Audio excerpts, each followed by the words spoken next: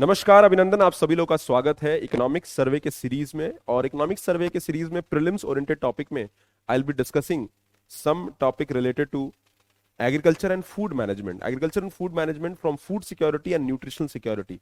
तो economics survey का prelims के पॉइंट ऑफ व्यू से देखा जाए तो ट्रेंड्स पे क्वेश्चन आते हैं, अंडरस्टैंडिंग पे, फैक्ट्स पे आ सकते हैं। But before going ahead, follow our Telegram channel. हमारे टेलीग्राम चैनल को ज्वाइन करिए। इस टेलीग्राम चैनल पे आपको रेगुलर अपडेट्स मिलेंगे, इनपुट्स मिलेंगे, and the learning will grow very effectively. So agriculture की बात करते हैं। Over the past few years the performance of agriculture and related sector has been strong.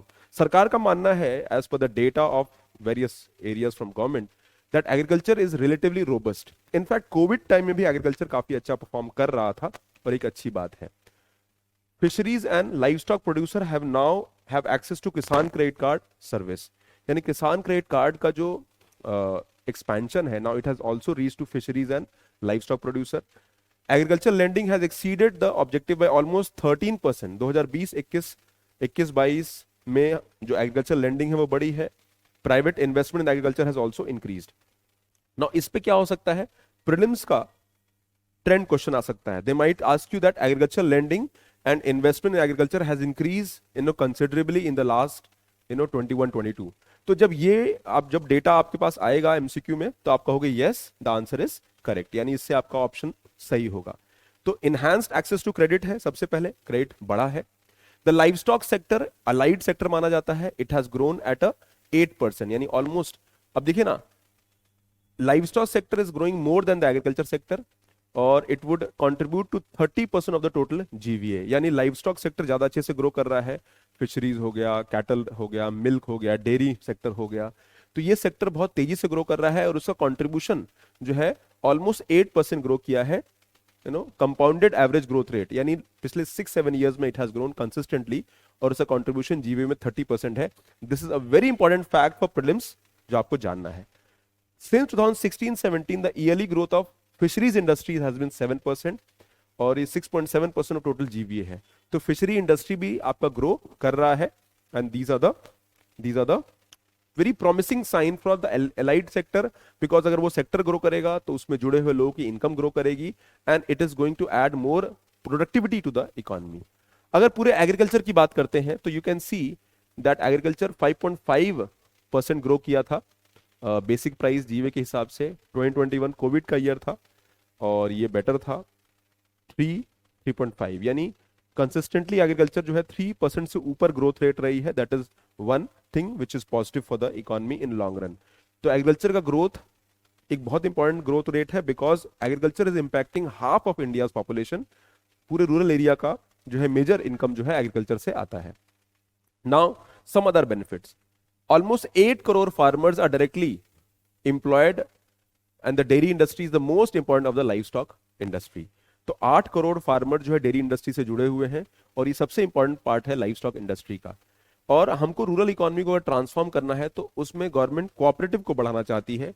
अगर आप देखोगे तो लास्ट ईयर गवर्नमेंट ने कोऑपरेटिव का डिपार्टमेंट ऐड किया, मिनिस्ट्री ऑफ कोऑपरेटिव ऐड किया, एंड कोऑपरेटिव को बूस्ट करना गवर्नमेंट चाहती है, because the best part of cooperative is that cooperative जो है वो रूरल एरिया तक उनका प्रेजेंस है, and cooperative account for almost 19% of the financing. यानी एग्रीकल्चर में जो लोन मिलता है, लास्ट माइल कनेक्टिविटी में जो लोन मिलता है फार्मर को, छोटे फार्मर को, स्मॉल एंड मार्जिनल फार्मर्स को, वहां पे cooperative has a very strong root and presence, और इनका कॉस्ट ऑफ ऑपरेशन भी कम होता है। And there are 8.5 lakh cooperative societies, जिसमें primary agriculture credit society, rural level पर छोटे कुछ गांवों में छोटे छोटे यूनिट्स होते हैं कोऑपरेटिव के, दे सर्व 98% ऑफ द कम्युनिटी। यानी पीएससीएस कोऑपरेटिव में 98% जो है सर्व करती है among the entire cooperative sector. तो ये एक बहुत इंपॉर्टेंट फैक्ट है फॉर प्रीलिम्स एग्जामिनेशन। उसके अलावा the food processing, the sector of food processing industry has average growth rate of around 8.3%। Food processing a new normal है एग्रीकल्चर के लिए, जो ग्रो करना बहुत जरूरी है।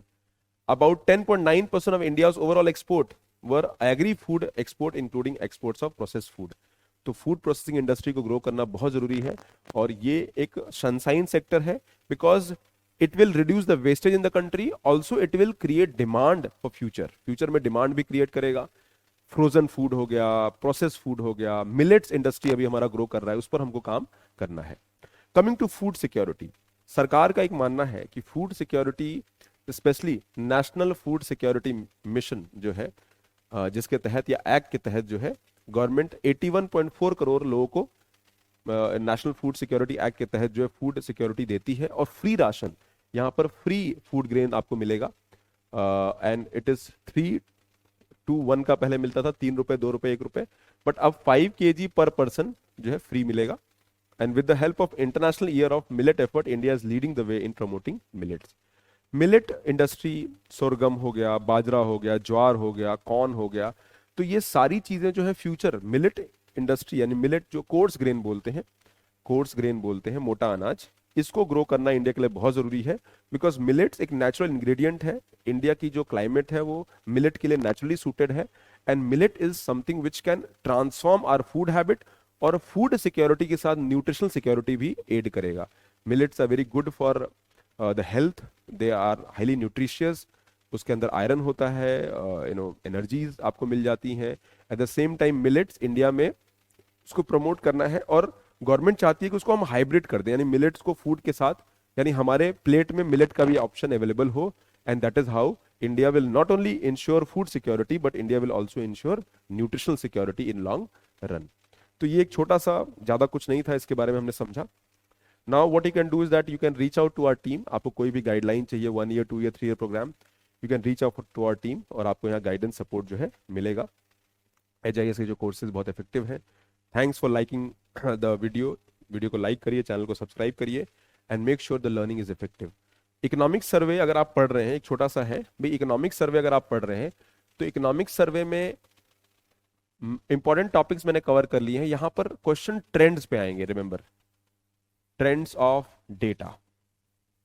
एटलीस्ट लास्ट 5 year ट्रेंड्स को चेक कर लीजिएगा, ग्रोथ ट्रेंड, एक्सपोर्ट का ट्रेंड, सेक्टर वाइज ट्रेंड हो सकता है, बैंकिंग ट्रेंड, इन्फ्लेशन का ट्रेंड।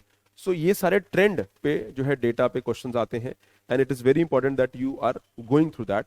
स्पेशली टारगेट करिए लास्ट 5 to 7 years, और हर एक चैप्टर में आपको टेबल्स मिलेंगे।